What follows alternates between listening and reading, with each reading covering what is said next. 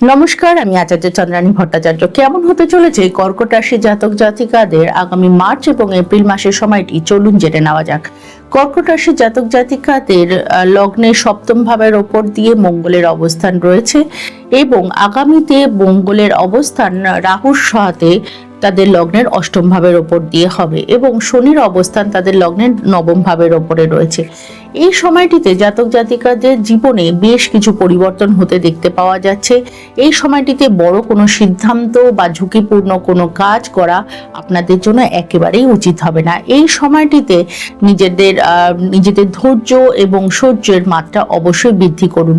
কোনো প্রকার সমালোচনা বা প্ররোচনায় পা দিয়ে কোনো ভুল পদক্ষেপ নেওয়া একেবারেই আপনার জন্য উচিত হবে না।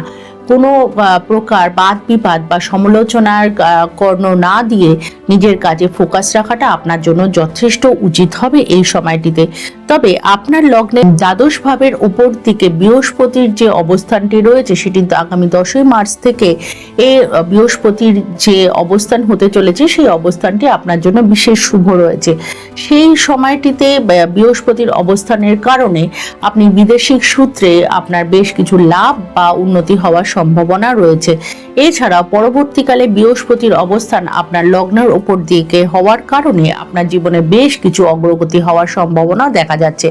তাই এই সময়টিতে ধৈর্য ধরে আগামী শুভ সময়ের জন্য অপেক্ষা করুন এবং সাবধানে থাকুন। পথঘাটে খুব সাবধানে চলাচল করুন এবং আপনার রাশির জাতক জাতিকাদের, যাদের কর্কট রাশি জাতক জাতিকারা রয়েছে, তারা প্রতিদিন হনুমান চালিসা পাঠ করুন এবং হনুমানজির উদ্দেশ্যে বিশেষ পুজো পাঠ করুন। এতে আপনার জীবনের লাভ এবং উন্নতি খুব দ্রুতই আসবে। ভালো থাকবেন। নমস্কার, ধন্যবাদ।